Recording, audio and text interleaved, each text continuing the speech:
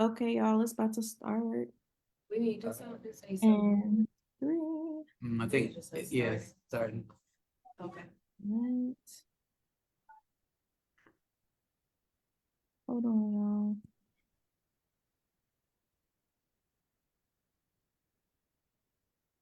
y'all. Okay, it's live. Woo! That was Key's hand. Hey, What up, everybody? Welcome to our Shared Future podcast with Maha, one of the co-EDs for Co-op Dayton.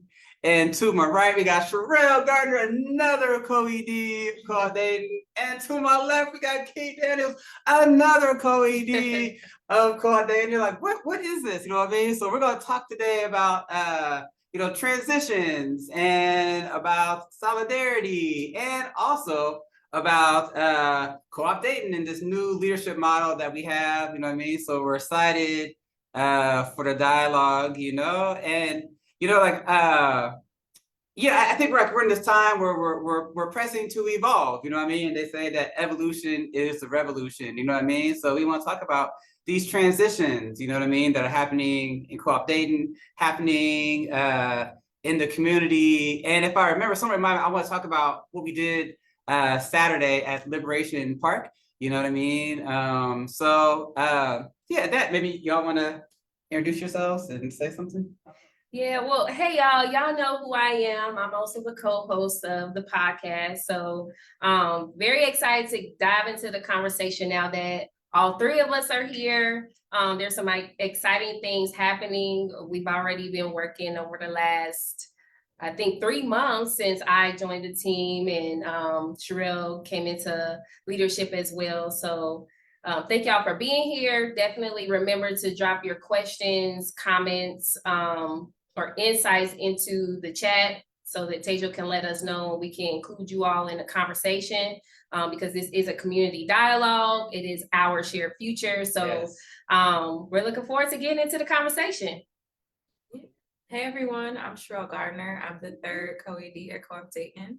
I usually work behind the scenes. So in celebration of our transition, I decided to come out front and say hi to y'all. And then I'm gonna go back. It was, it's like she officially has the title, but she's been like an ED for like a long time. Like, sure. Like the way she holds us down, you know what I mean? So now it's just, yeah.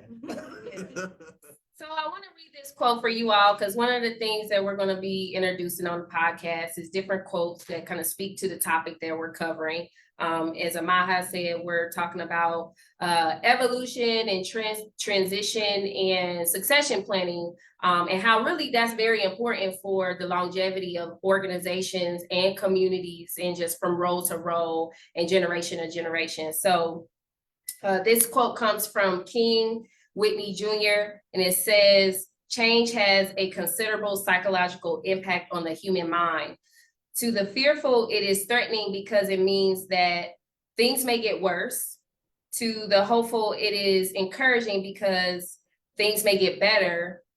And to the confident, it is inspiring because the challenge exists to make things better." Mm. And so I can probably speak for all of us that we really lean on the latter, and that we are very hopeful and we are confident in the tri-leadership that we have here to take Co-op Dayton to the next level, to continue to build on the momentum that has already been done and built with Leela and Amaha. And so we are really just very excited for the handoff that we've been given to take Co-op Dayton to the next level. Yeah, it's interesting that we're talking about hope, you know what I mean? And hope is a strategy too, right? Because there's a direct link between hope and the power to act, you know what I mean? So the more that I believe that change is possible, the more hopeful I am, and that's gonna compel me to act and to use my gifts and talents, you know what I mean? And so in that sense, hope is a strategy, you know what I mean? Because what was it, Alice Walker that said that one of the first things that people need to understand is that that they have power. You know what I mean? Oftentimes we don't think we have power to change the environment around us or change the patterns in our community. And that leads us in the sense of apathy and hopelessness, right? And so, as we're evolving as a community, I love witnessing how the community itself is kind of rising and being like, yo, we don't got to accept the unacceptable no more. You know what I mean? That we can pivot as a community and build a community that has a strong sense of belonging, to build an economy that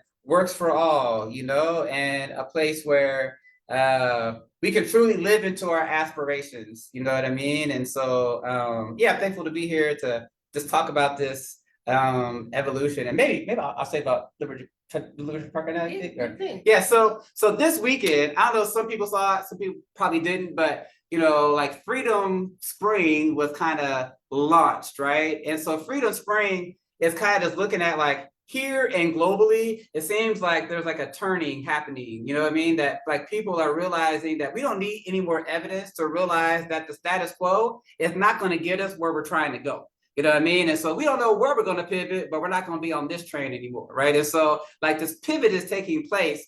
And so we wanted to gather last Saturday, you know, change agents, you know, people that are doing a lot of work in the community transformation people. And we took this picture that we call like a great day in Dayton, right? And we're using that to kind of signify that as a community, we can start having different conversations to really see like what are the shared values that we have as a community? I mean, how do we want to work together with each other? You know what I mean? Because like as we change the context, as we change the narrative and be protagonists or authors of our own story, right? We can see ourselves differently. We can see each other differently. You know what I mean? And so like how do we want to build our level of cooperation to really like take more ownership of our community? You know what I mean? And what happens? So we're going to put these billboards up that you'll see, you know, kind of signifying that like, yo, we're turning the chapter. You know what I mean? Like the past was one thing, and now we're stepping into a future that we're going to co-create together. You know what I mean? And so like I think it's interesting that that Co-op Dayton is evolving even as the community is evolving, because the goal is like how do we co-evolve together? You know what I mean? Like how do we like really walk with the community, build power in the community, and you know, together figure out like where are we trying to go, and how do we want to build the economy to help us get there, you know? So yeah, and so we have some comments in the chat where it says they want us to talk about what are some of our shared values as co-EDs or as community. yeah. I talked a lot already. Yeah. Well, I think the bedrock of what we're doing is cooperation, right? And cooperation in essentially means participation. In order for us to really create this shared economy and this new economy that is rooted and based on our shared values, our shared future, we must all be committed to participating in this new economy, this new way, this alternative way that is really, you know, built on how do we all survive, not even survive, but thrive. How do we all thrive? How do we all get our basic needs met and then some? How do we all have a quality of life? So it takes all of us to participate and cooperate in that. So I would say that's kind of the bedrock of a shared value that we share as Co-op Dayton, but then as individuals and community as well. What would you all say? You'll go next one. Yeah, I don't know if I would describe this as a value. I think that we have alignment in how we see the world and how we see the community. And I think that's what allowed us to work in our capacities together over the years and what will allow us to move forward successfully in the future. I think just from knowing y'all, where I think we find alignment is this belief that we can move from a space of abundance, that we don't have to be competing against each other, that we don't have to prioritize or like move from a mindset of scarcity, but that everything we need exists there. And if we just move and flow with each other and with our community, then we will get where we're trying to go and get what we need to get there. See, we might have a new co-host on this thing, you know what I mean? So, Like I said, A try co-host. Yeah, I think that was excellent, you know, and you know, I think kind of building off that, you know, like being rooted in love instead of fear, you know, because like if we play out a cornerstone that's based upon fear leads to independence and it leads to competition, right? But if we root ourselves in love, then love acknowledges our interdependence, right? That we have a shared future, hence the name of our podcast, right? That, you know, we're all connected together in what King will call a single garment of destiny, right? And if we're all connected together and if we have an inescapable shared future, then the thing is like, how do we cooperate intentionally towards building what that can be, you know what I mean? Which leads into asset-based development and all of these things, you know? And something you said I should have wrote down, because like when you said it, like it made me think about it. Oh, I think like, who are the knowledge creators, right? Like oftentimes, you know, people with PhDs, you know, I'm in academia, but like knowledge is generated from the lived experience of people in the community. You know what I mean? Like Ella Baker would say, strong people don't need strong leaders, and that the people most impacted have the most knowledge, right? So how do we shift to like centering the experience of the community as our way to create knowledge, to understand what we are in, and to help us guide where we're trying to go? You know what I mean? And so it's a recentering, you know what I mean, away from like people that like have never had the experience but try to tell everybody what they need and this, that, and the other, you know.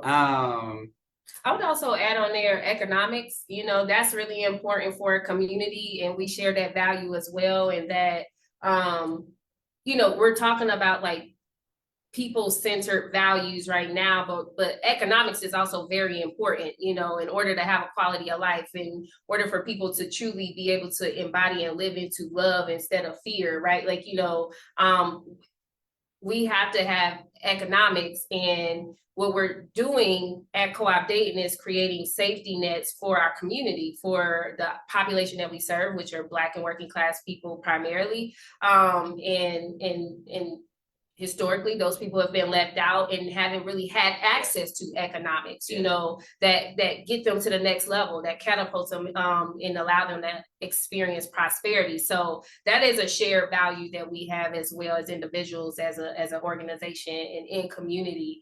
And so I definitely want to make sure we say that, because people are like, oh, y'all talk about all the fluffy stuff, but what about the money? You know, that's important too, because, you know, whether we are existing in the status quo economy or the new economy, economics is a part of that, right? It is also a foundational element that we need in any community, in any economy. So right. Yeah, and I don't know if it's a value. Like, it started economy in the value, or is it more of like a product of a value?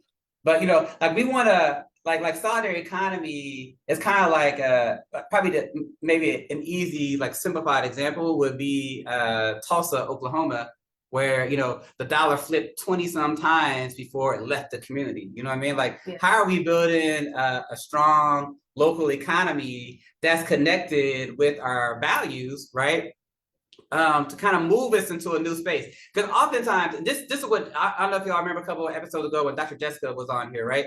But Dr. Jessica is like, her main point is that like, at one point, economic development and community transformation were seen as like simultaneous, like different parts of one coin. But over the years, it was separated. So there was like community transformation work, which is where I came from. I was like, I remember KMO, those local know, like I'd be like, I want nothing to do with no economy. I just want to build trust in relationships, you know what I mean? And then, but you can have that, but without the economic engine, you know what I mean? We can kind of just be spinning our wheels, you know what I mean? And so it's like you need that economic engine to help drive. So like what we're trying to do, that we have a movement side, we have a proper development side, you know what I mean? And through the interaction of that, you know, building this base that can then help support an economy, you know what I mean? Like we're trying to build like a solidarity economy, you know, in this region, you know what I mean? That we can improve the standard of living. Like some people that call it community wealth building.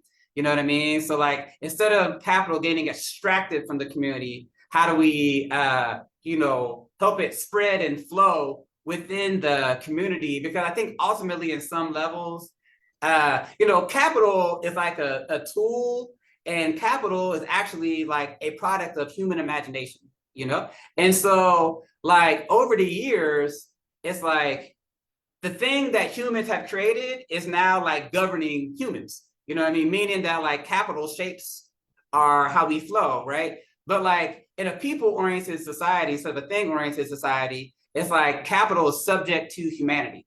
You know what I mean? So like, how are we using capital to further, our humanness, I would say, instead of like being used for exploitation and oppression. Yeah, and I think all of this, the values or like what grounds us in the work speaks to our strategy as an organization. And that if you look at our mission, it's pretty simple. We incubate cooperative enterprise and organize community movement to build a just economy. But what that actually means is that we believe that people can self-determine their future. We believe that if we center those at the margins, we can create a better solution that works for all and not just for a few people who already have what they need in excess, not just out of like what they need to survive. And we think that there are enough resources to go around where if we just request what we need, we go out and find what we need to build the kind of economy we want, where people have access to food and housing and aren't struggling and don't just have the space and energy to survive, but to thrive. Like all of that is possible if we, like he said, like focus on building an economy around those things. And move people to believing in the possibility that that can exist with what we have to give. Sure. Yeah, y'all see, so this is the tri leadership model, and y'all probably don't know what that is, but I think that's a great segue into like, what is a tri leadership model? You know what I mean? Historically, there's only been one leader. Lately, there's been like co-leaders where you have two. And we're experimenting with the tri-leadership model where based off of our responses, which really was a collective and very complementary shared visions in alignment, right? We all have gifts, skills, and talents and strengths. And so like at Co-op Dayton, we are playing on all of those things. Cherrelle's gifts, skills, strengths, and talents, Amaha's and mine. And how we can make Co-op Dayton better, how we can make our community better. And so, we're really trying this out and it's been working thus far. And so we want to really understand, like, what does it look like when we cooperate, when we bring our gifts, skills, and talents, when we have the room and the space to operate and focus on one area that adds to the greater picture. What could that look like also for community, So if anybody has any questions about that, we would love to kind of dive into that as well. But, it's something that's new, but we definitely want to be intentional about talking about the tri-leadership model. It can be a little confusing, but honestly, it just allows us to really operate in the spaces that we do best at and support each other, really be in community, really lift each other up in those other areas. You want to name with how like the roles or? Oh, sure. So, I am really focused on kind of like community stakeholders, holder of relationships externally, and also adding some value from the internal perspective on organizational transformation and fund development. So we will mention that and plug that later in the in the conversation because we do have a leadership transition fund. And I'm pretty sure you all have been seeing the emails if you're on our newsletter or social medias. And today we recognize Cherrelle and her letter, her beautiful letter. Yeah. Please, if y'all haven't seen it, go read it to understand her evolution and transition into co-leadership and just her journey. And so, yeah, we have a leadership fund and we really want y'all to support that. Yeah. I think the tri-leadership model also reflects the strategy that we're talking about, in that we all come to this work with different gifts and with different skill sets and want to be here for a certain amount of time. And so we want to put all of our talents into the pot to move the organization forward, but then be able to transition it on to a new group of leaders. It also ties back into what Ella Jo Baker always talks about of group-centered leadership instead of leader-centered groups. Because like you said, a lot of nonprofits, a lot of groups are used to having a single leader, maybe even two. And that's radical. That's out there to have two people. But I think three really forces people to focus on their relationships to the organization instead of individual people, and find alignment with the work instead of how they feel about one person. It shows like the people will move in and out of the organization and in and out of the work in different ways, but what we value is what the organization is committed to. Absolutely. Yeah. Yeah. Yeah, it's interesting too. Like in the Bible, it says a triple bound cord can't be broken. And like in math, you can't have you don't have knowledge actually until you have three. Meaning that like 2 points make a straight line, but it's the third point that actually like you can't, if you can't triangulate, then you can't actually like know what the thing is. And so it's interesting how like the possibilities that come from three that you can't get from two or from one, you know what I mean? And so it's like how to like build into our strengths, and continue to do this work. And I'd almost say on some levels, there's a fourth, which would be the community, you know what I mean? Because we want to learn how to really walk with the community and make sure that we're lifting up the aspirations of the community. So, when it comes to like leadership development and building these pipelines, you know what I mean? Of like, how can we walk with each other? How can we actively engage our community and really like occupy the space in our community to determine what's the direction that we're going in our neighborhoods, on our street, you know what I mean? And as a collective, you know what I mean? So yeah, I'm excited to just keep going down the rabbit hole. You want to talk about your role and Sure. Yeah, so I'm like movement building and education, right? So like I'm leaving the front lines to a certain extent, right? And kind of like how do we develop more knowledge and develop more training so that like those that are like just starting to organize, you know what I mean? That we can like build up the capacity in our community to, organize in trainings, momentum trainings, just like knowledge creation in general. So we want to support those that are already, we're calling them like what's it like? Natural organizers. Yeah, natural organizers and first responders. Those that have already made a transition, you know what I mean? Those that are like, you know what, like another world is possible, and I'm gonna do my part from where I am. How do we bring everybody together? How do we build up our shared capacity?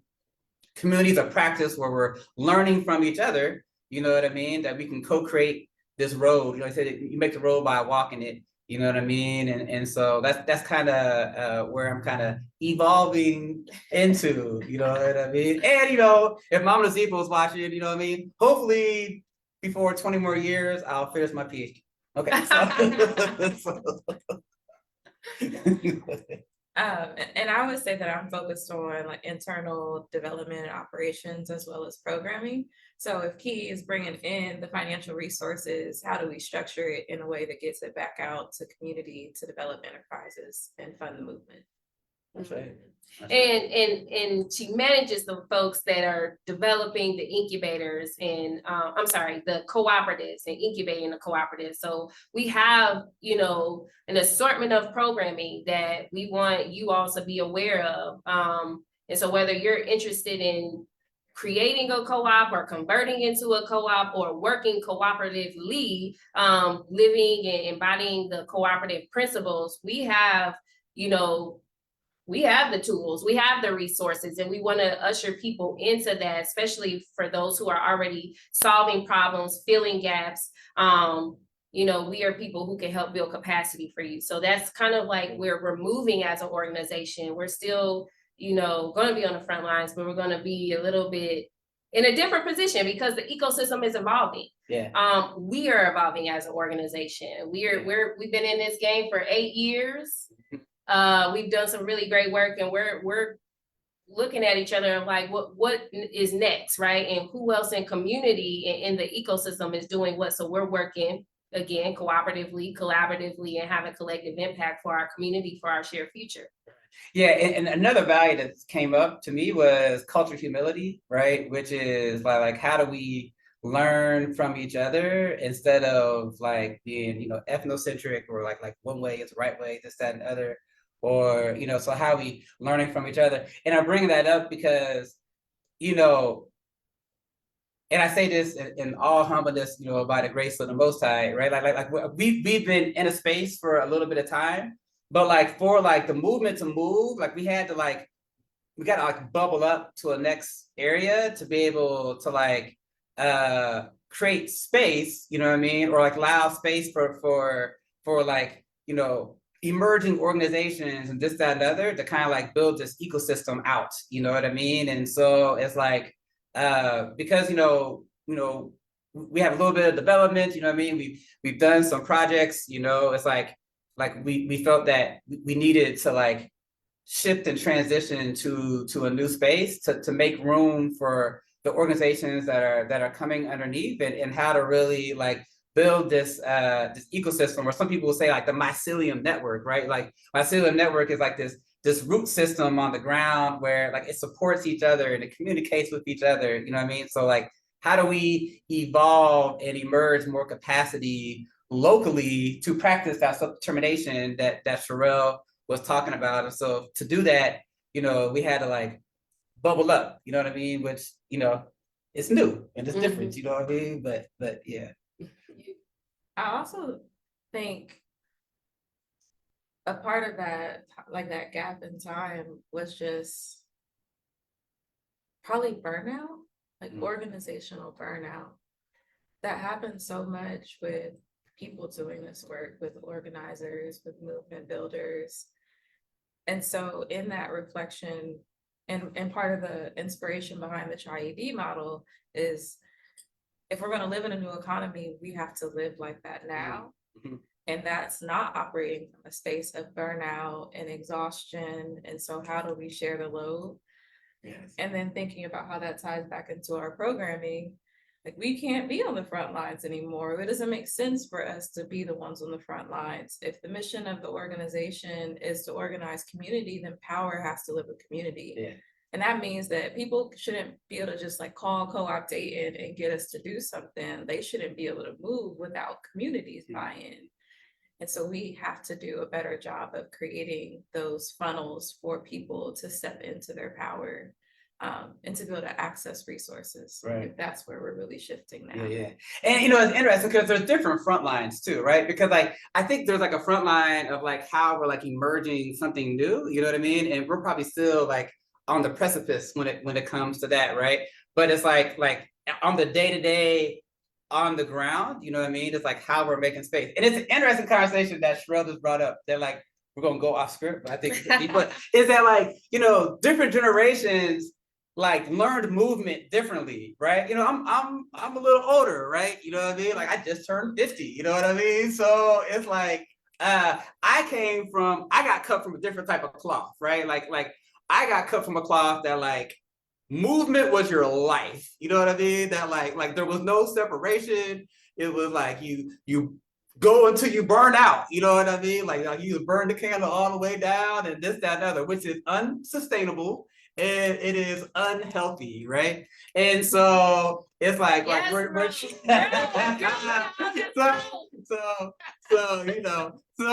I'm evolving, right? And so yeah.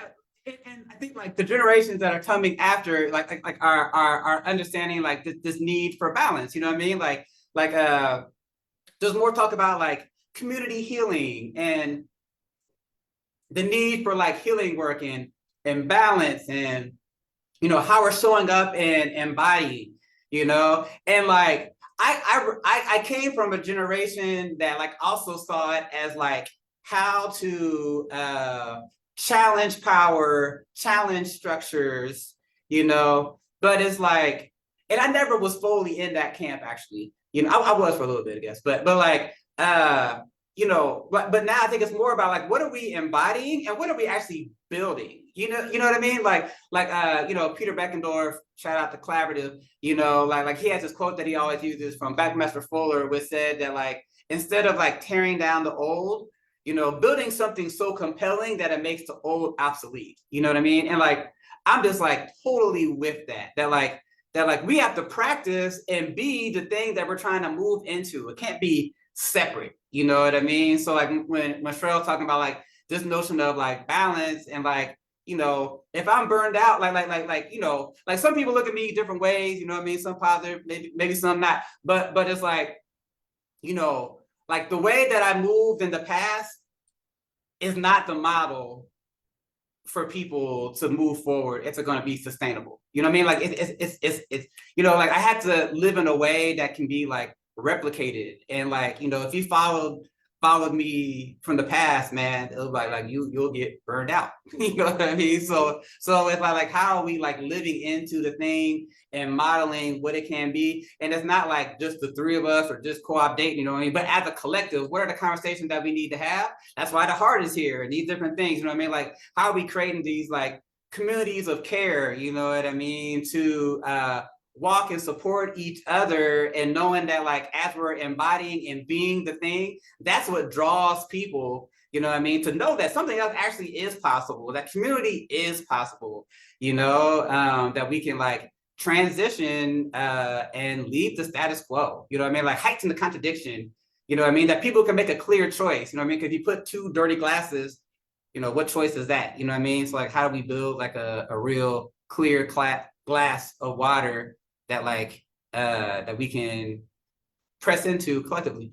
Absolutely. I mean, you said something, I live by this personally. It's just like, well, and it's a struggle, which is why our community struggles and why I think leaders struggle, right? It's like if something worked well in one season, does it mean that we can take it into another season? It's going to work just as well, right? Because every season is different. Every season has different needs and requirements. So, you know, sometimes we gotta relinquish control and let go of attachment of something that we know that is familiar, that did work well in one season, to usher in the space for what is to help us in this next season, right? And be able to experience all of the possibilities, be able to experience what could be, right? Like, because if we're holding on to the old, which is, you know, hierarchy and, you know, one leader and like it worked this way for all these years, why would we try something different? Well, like there's so much more possibility that we are leaving on the table by holding on to attachment, because we're afraid of what is the unknown instead of living into what could be the best thing ever, right? Like we're talking about creating a whole alternative, a different alternative to something that we know doesn't all really work, right? It doesn't work for majority of the people, not even the people that's actually making it look like it works. You know what I'm saying? Because they constantly achieving and it's never enough. But when we're trying to create a future in an economy, a community, a new normal of it is enough. I have enough. And like, what about my friend over here? Do they have enough? Right? Because I'm not trying to get it all. Yeah, I think that's important to like name and let it be its own thing. It's not in our leadership transition and the work that we're doing, it's not an act of rebellion. It's not to be trendy. It's because what was not working. Mm-hmm. True. And Tiffany, MP, Tiffany Brown, shout out to you, sis, said something like so simple that just sat with me for the last month. And it was, if it feels familiar, it's not for me. Like all we know is what it's like to operate and move in a system that has not served us. It didn't serve our families, our grandparents, our friends. It won't serve the generations to come after us. And so we have to do something that feels unfamiliar, like something we haven't done before, to find what it is that we're searching for, because we haven't experienced it yet. Sure. Right. And real quick, I just want to like shout out some community. Darshell's in the house, and she said, first and foremost, y'all are all powerhouses. She loved to see the synergy. And she had made a note on the ecosystem is evolving and our role is so appreciated. And you know, you had mentioned like, you know, sharing the load, and she like hearted that. So thank you, Darshell, for your comments. We appreciate you for being present. Yeah. If anybody can testify to the old model of how I you know burn myself out, then yes, Darshell can do that. And you know, I think it's you know, so like when we're moving into the new, it's foreign, like you said, like, you know, like we've never done it before, you know what I mean? And there's no roadmap. It's not like we can like, oh, you know, like we're putting these pieces together, we're remembering the body, you know, and so like we're developing these new muscles, you know what I mean? And so it's like the quote they used in the beginning was like the courage to something, you know, so it's like how we're developing these new muscles to kind of like hold us and develop us into a new space, you know? So I think on some levels, right? Like the time has changed, you know what I mean? Like the season has changed, not because, you know, men and people want to change, but we're just in a new season, you know? And because of that, it's like, you know, it's time to like join a movement. Like there's an exodus happening, you know what I mean? Like as we're leaving one and entering into the new, you know, and there's so many ways, you know what I mean? There's getting involved in the Hope Center, you know what I mean? Black Panther Party, you know, there's Northwest, you know, like there's so many orgs, you know what I mean? And so it's like, but it's like getting involved and getting into something like Kwame Ture would say, like get everybody into an organization, you know what I mean? So that the orgs, you know what I mean, we can talk and flow and move together, you know, because like there's moments in time, like Frantz Fanon said that like, you know, each generation has to like understand like their mission and like what are they called here to do and either fulfill it or not, you know what I mean? And when you mentioned, you know, something that didn't work for our parents, for our grandparents, for our grandparents, you know what I mean? It's like, yo, like we are standing on the shoulders of giants, you know what I mean? We are standing on people that were ground down to enable this moment right here. You know what I mean? And so like, how do we rise to the occasion of now standing on the shoulders of our elders and really pressing towards what is possible? Like expanding our imagination of what is possible. Because ultimately systems are built upon imagination.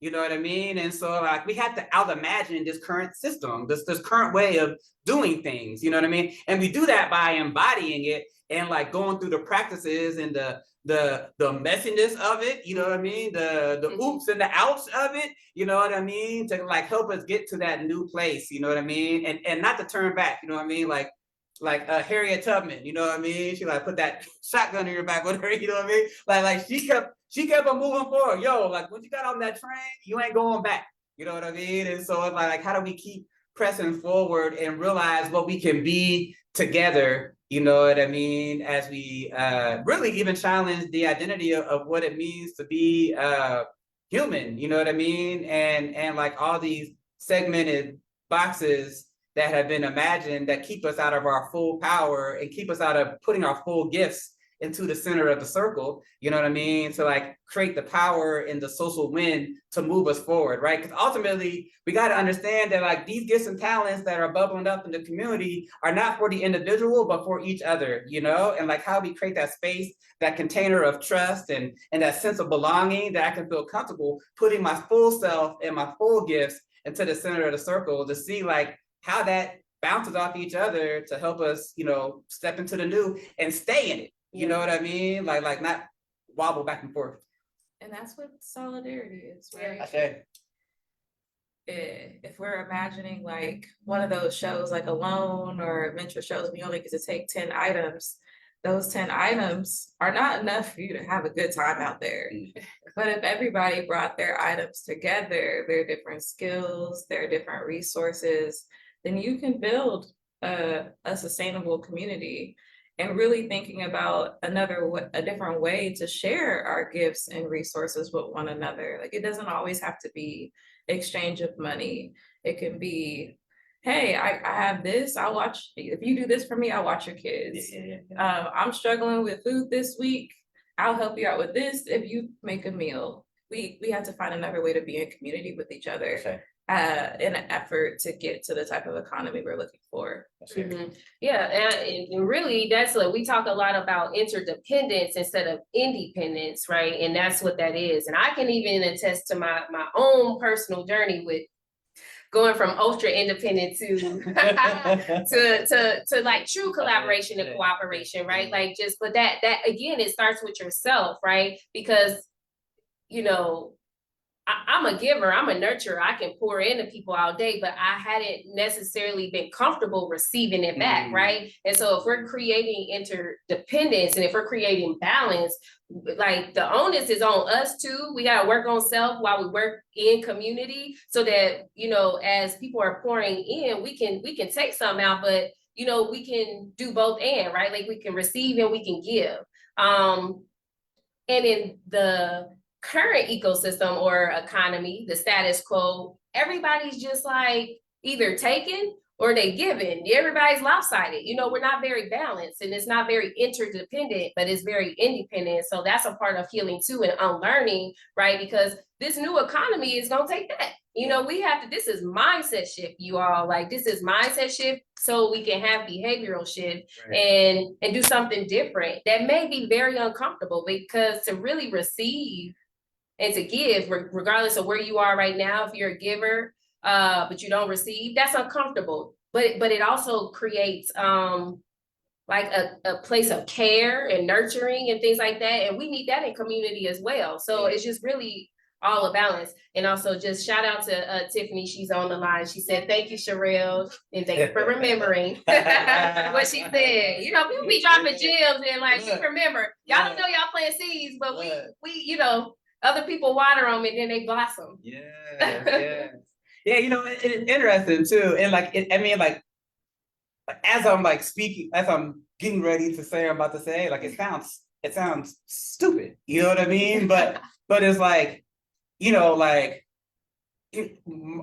one of my like aspirations in life is to be, you know, a friend of humanity, you know, which I know like I can't be a friend to the multiple billions of people on the planet, you know what I mean? But I can like live in a way that doesn't hinder somebody from like, you know, they don't run when they see me or whatever, you know, but like within that, you know, so like I seek love and I seek to give, you know, but I never really, the thought of like receiving was like so foreign to me, you know what I mean? And it's still like a growth edge for me, you know what I mean? But like how to have like community care or like, you know, like I was sick, that's why we late on this thing, right? But and then, you know, you were like, yo, what do you need? You know what I mean? You dropped off, you know what I mean? It's like being in this space of like receiving, you know what I mean? Is like it can be foreign to some people, you know what I mean? But like these are the things that we have to learn, that there's a balance, you know, like if we're gonna get to that place of like real authentic healing, you know what I mean, and showing up in our full self and all of that, you know. So yeah, a lot of learnings for me personally right now, you know what I mean, and just trying to evolve and establish rhythms that like that support you know, sustaining in you know, these new spaces, new mindsets, like you said, you know. And a lot of what we're describing is a culture. And if we look at it specifically in the context of a workplace, I think being at Co-op Dayton is the first time I've been a part of a culture where I didn't feel like if I gave too much, I would never receive it back. Like if I allowed my cup to be half empty or half full, I'll be positive, half full. Everybody's growing. In the moment. If I allowed myself to pour more than I felt like I had to give in other jobs, I felt like I would be taken advantage of. Like they would be like, oh, I see what you did. Great. Just keep up that pace. Just keep up that energy. But I'm really grateful to people like Rachel Mekaton and Leela, who supported me when I first started the organization. And it was a mindset shift of realizing if I pour too much and I acknowledge it and I name it out loud, people will see that and ask you, what do you need?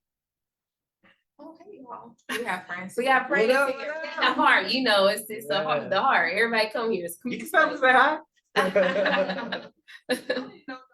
Come on. We on the podcast. Come say hi real quick. Our shared music. Yeah, come on, a little more. Yeah, the great is here. That's an amazing team of folks. I soaking everything in because we are. Drop it, Jim. Drop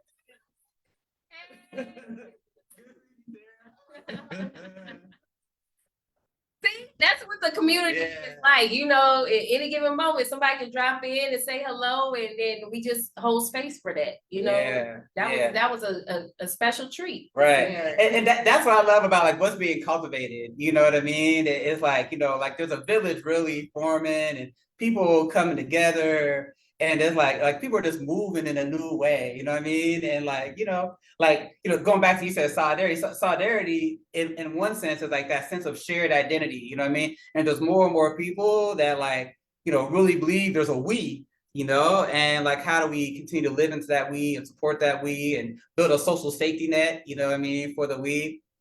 And even a social contract, right? Like a social contract is like, you know, a deeper understanding of like how we want to be in community with each other, you know, and like you can see all these things emerging. So it's just beautiful to see all the different people of the community coming more and more, you know, and like there's so much great work happening in Dayton. Like I've been saying lately, it's like I want to tell Hope's story, you know, like all these things are emerging, kind of like imaginal cells all over the region, you know, and it's like how do we tell Hope's story, you know, and see all these bursts of light, bursts of emergence as part of one story, you know, like I think like the more we see so much is happening, like how could we not join? You know what I mean? Like how could I sit on the sidelines when all this is being witnessed? You know what I mean? So yeah.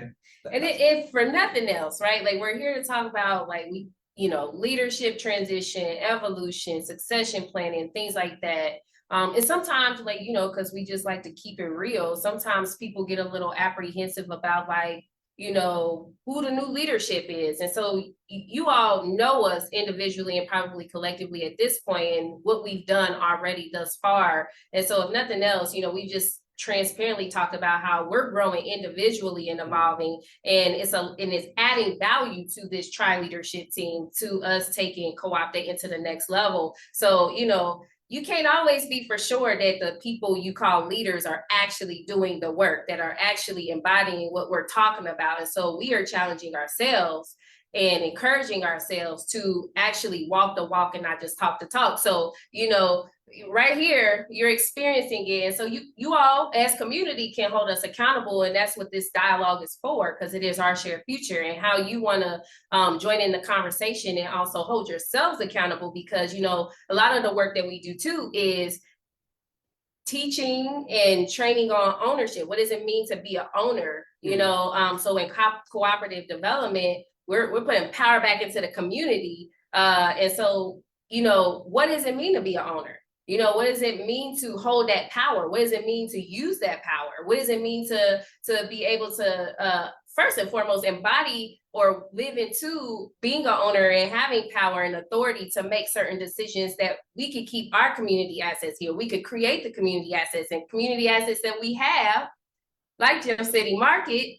How do we keep it in a community or other community assets, because we do have that power. And so like, this new tri-leadership, we are here for community. We are here for ourselves. We take care of ourselves. We understand when we need to take breaks. Like, Maha got sick the last time when we were supposed to do the podcast, and we had grace and we didn't do it so that he could rest and replenish, so then we could be here today. Same thing, as a community, as an organization, we do July slowdown, which means that we don't hold meetings. We take a reset so that we can kind of go internal on our own programming and see, like, are we actually continuing to deliver to community? Are we taking care of ourselves so that we can finish the year strong? So these are the ways that as leaders and as an organization that we are looking to try new models to see if they work, so that we can model that to the community and other organizations, other leaders, that they can learn from our playbook. Yeah, and shout out to Key, because when Key was on the board, that's how we came to the July slowdown, because like we was probably still in that like keep driving, push over the shoe, like y'all need a break. You know? But we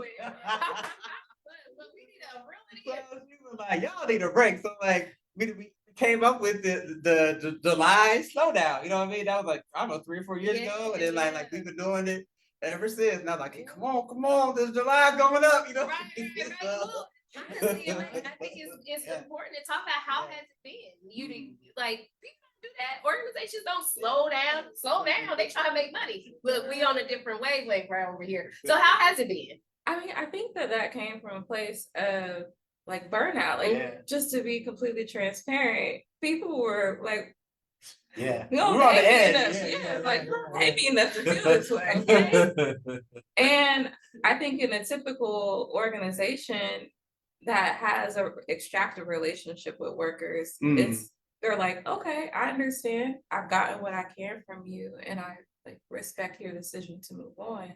But here, because we don't value, like we don't see people as disposable, was how do we find a model that allows people to refill their cup but still come back to the work?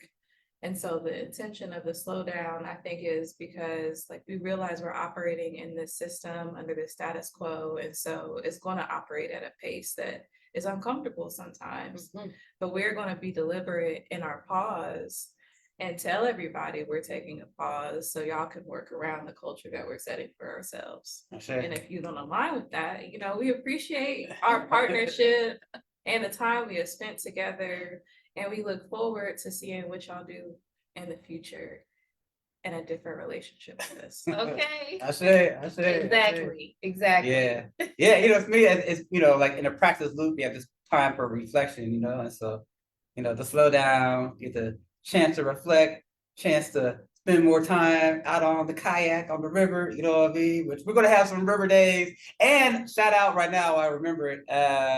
Darshil, maybe you can put in the chat count the days, but the Honey and Sage, we got there's a festival coming up, and 13th is it 13th July 13th. You know what I mean? We're gonna have camping. We're gonna have community workshops, some workshops on like, you know, how to do things outdoors, survivalist type of things, and just like, you know, community development things. And then there's a concert, you know.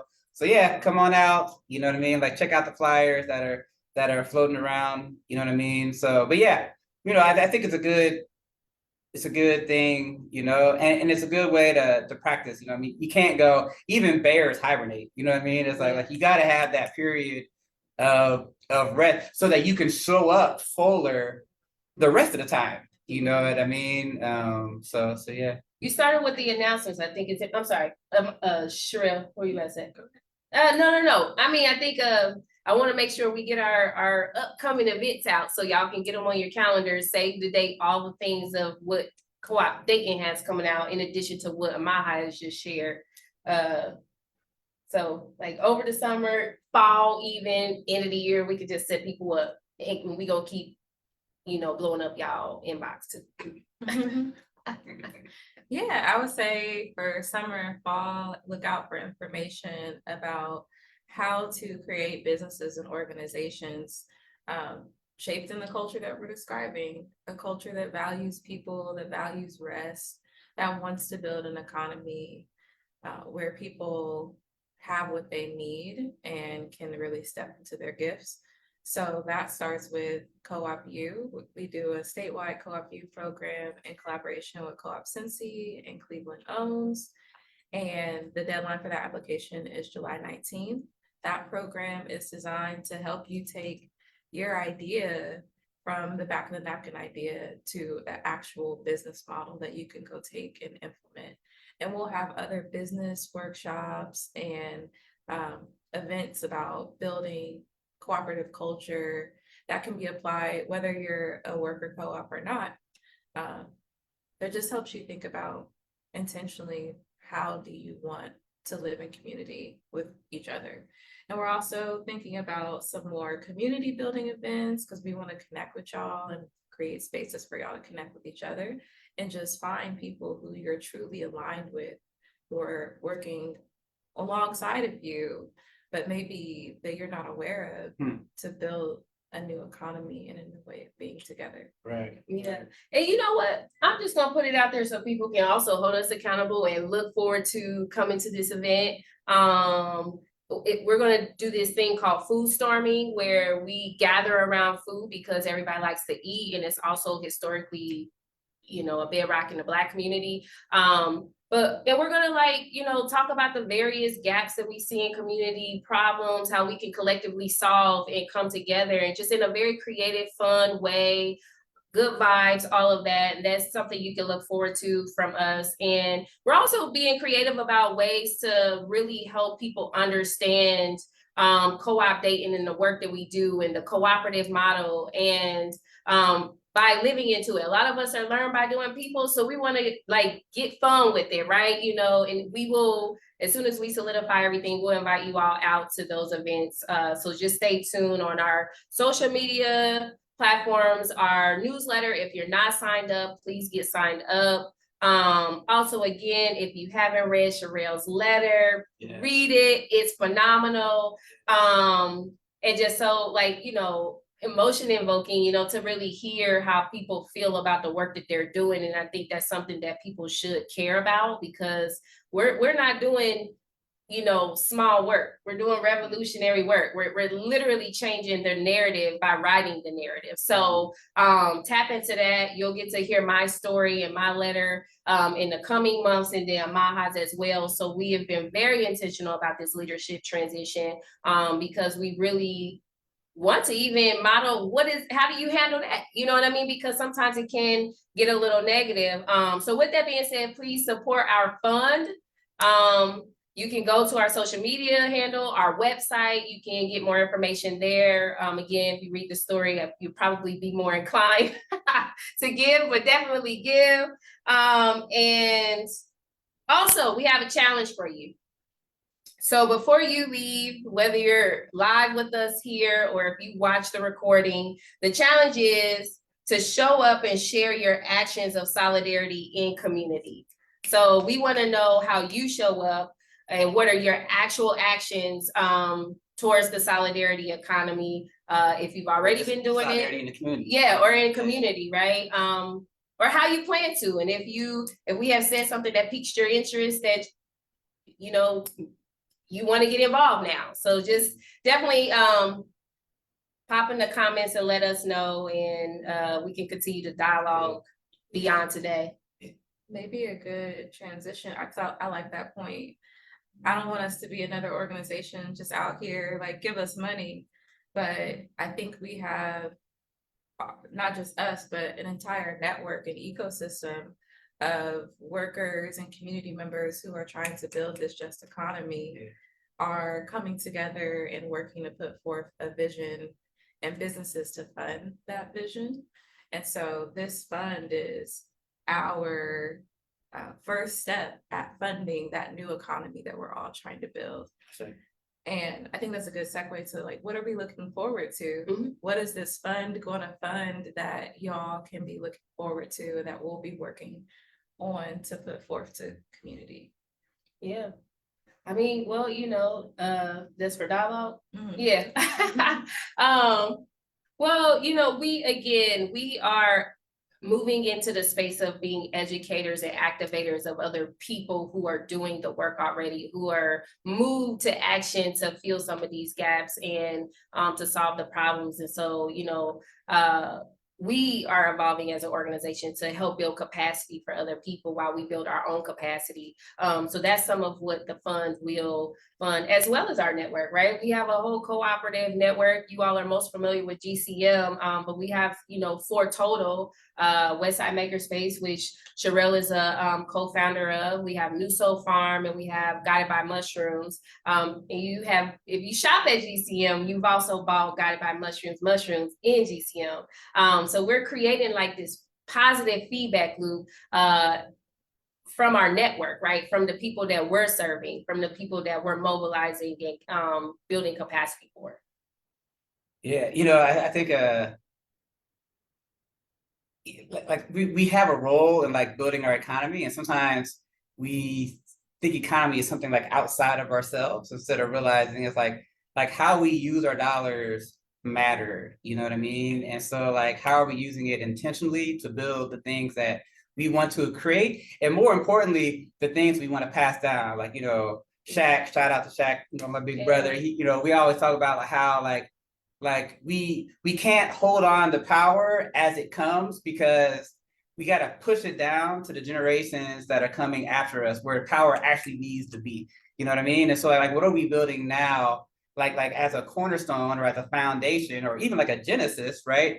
For future generations to inherit and you know maybe to look around one day and be like, man, they worked 5-hour work weeks and you know like things that like are normalized now would not be normal in the future. You know what I mean? As we're building this new thing out, you know, and I want to shout out the Dayton United for Human Rights. I was at their event this Sunday, and while I was there, you know, there are so many people from different spaces in the region that were like, we're coming to the same conclusions, you know? And so like it seemed like this hour, like people are finding each other, you know? And like Tiffany had, you know, uses a quote from Adrienne Marie Brown, where it's like, you know, we might not all go together, but nobody got to go alone, you know? And I think like in this hour, it's like, there's this tribing up that is happening, you know what I mean? As people are finding their people, you know what I mean? And figuring out how we're going to move together because like, it's a real moment right now, you know what I mean? Like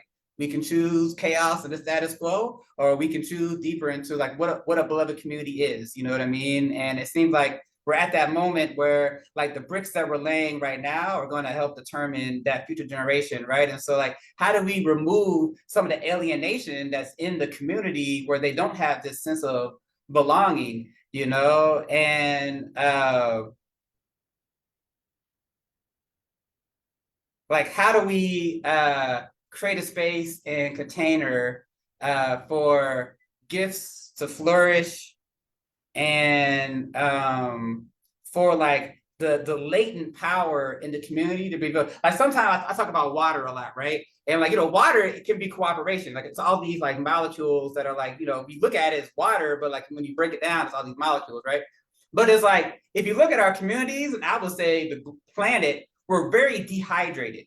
You know what I mean? It's like we're disconnected from each other. And so it's like, how do we like release the water in our communities? How do we rehydrate our communities that we can like fully function and operate, you know what I mean, with all the amazing talent that's in our local community that has like latent potential, like it's not activated the way that it could, you know what I mean? Partly from a lack of trust, right? And so it's like how do we continue to nourish one another, you know what I mean, that we can truly leverage what we have already. It's not like we gotta wait for somebody from outside. It's already here.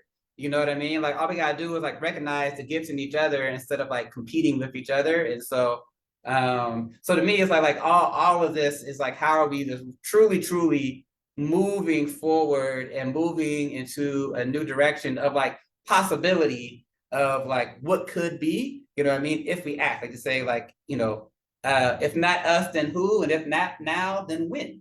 You know what I mean? And like, we don't have to ask permission, you know, like when we turn the chapter, it's when it turns, you know? And so I just encourage everybody to, you know, put your foot in the water, you know what I mean? If you're already in there, you know what I mean? Like hit me up on the kayak or whatever, you know what I mean? Cause it's like, we out. I'm looking forward to continue building with y'all and the other folks that are like building the economy that we want to work in. There's almost 40 workers across our organization and all the cooperative businesses that are actively working to build a new economy. And I think this is the year that we start to expand that into other people.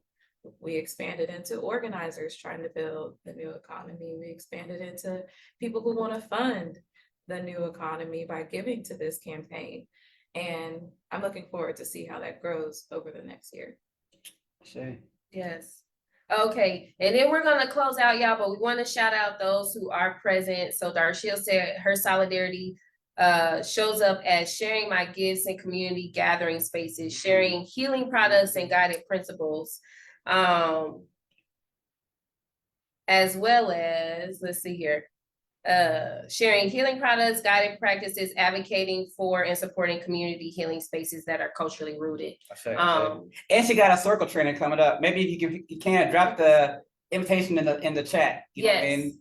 Also, and you mentioned getting activated.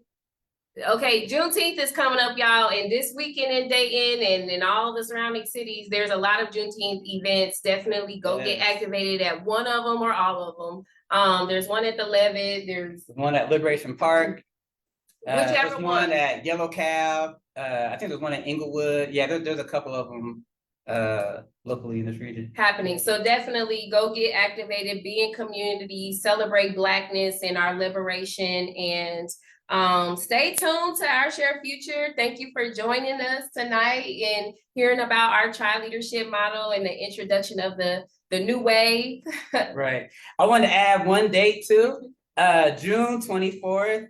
I think 6 o'clock. We're at the Heart. We're having what's called Mango Mondays, right? And so y'all know the Love Locks. Shout out to the Love Locks. You know what I mean? Like, so there's going to be a band practicing outside. Love Locks going to be practicing. I think on this one, like Izzy and somebody else are going to be. We're going to have a fire outside, and then we're going to have a movie night inside here too. You know what I mean? So those who've been to movie night, like we watch some kind of movie or documentary, and then we just talk about it afterwards and have a dialogue, you know what I mean? So I'll be kind of facilitating that, you know what I mean? So Monday, the 24th, you know what I mean? At the Heart, we're gonna have that as well. And throughout the summer, you know what I mean? We're gonna have different movie nights and, you know, book studies, you know what I mean? Different ways that we can like learn together and grow together and develop our knowledge together.